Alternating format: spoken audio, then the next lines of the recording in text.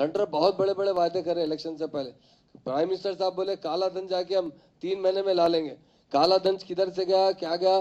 Prime minister तो तेलंगाना का जो आवाम है वो जो है हमको जो पैसे बता रहे हैं उन्होंने दिए देने की बात बता रहे हैं, वो कुछ इन्हों सेंटर से नहीं आया तो शेयर है। शेयर क्या है? हम जो टैक्स हमारे तेलंगाना प्रजा से जमा करते हैं उसमें सेंट्रल शेयर लग जाता, स्टेट शेयर अलग आता, ये वो सारे हिंदुस्तान के पूरे स्टेट में आता। उसी तरह हमारा शेयर हमको आया। अभी आपको ईटालाना बताए, अमित शाह साहब जो बात कर रहे हैं पूरी गलत बात कर रहे हैं, फ्लोराइड की बात कर रहे हैं। हमारे हाथ में हुकूमत आके 2 साल हुआ है।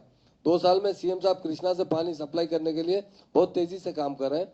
और पहली बात, हमारी तेलंगाना स्टेट के बारे में खुद प्राइम मिनिस्टर साहब खुद ये बात बताए कि हमारे इंडिया में सबसे नई स्टेट है, सबसे तेज ग्रोथ आ रहा है, यहाँ पे डेवलपमेंट आ रहा है।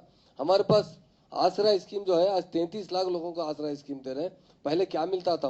200 रुपए देते थे और 3 बार जाने आने में रक्षा का किराया खत्म हो जाता। अब अकाउंट में जा रहे हैं।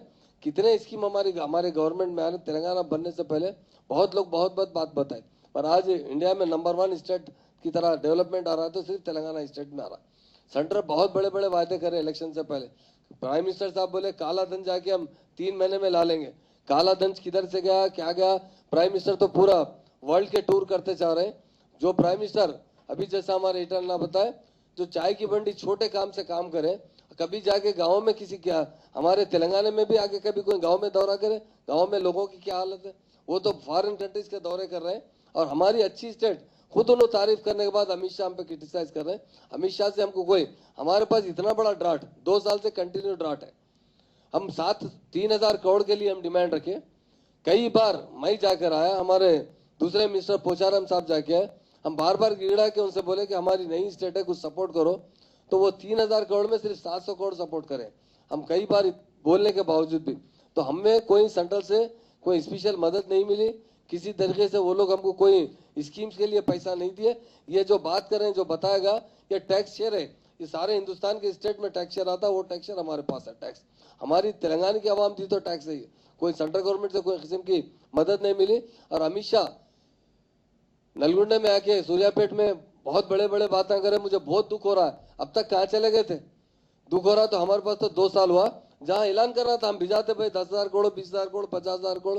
आप नलगुंडे के लिए भी, सूर्यापेट के लिए, पीने का पानी के लिए 1 पैसे की मदद तो नहीं कर रहे, खाली बस बड़े बड़े बातें कर रहे हैं कि मेरे को देखे तो बहुत अफसोस हो रहा, बहुत आंखों में पानी आ रहा। अरे पानी आने वाला आदमी जो है कुछ मदद भी करना। खाली तेलंगाना स्टेट में सीएम प्राइम मिनिस्टर साहब खुद भी हमारे सीएम साहब को लोगों को बताया कि तेलंगाना स्टेट में मिशन भागीरथ स्कीम बहुत बड़ी स्कीम है, 1 रुपए में नल का कनेक्शन दे रहे हैं। और वाटर गेट स्कीम को जो डेवलप करे हैं, यकीनन मिशन काकतिया स्कीम इंडिया में कहीं नहीं है, हमारे पास उसकी मिसाल जारी।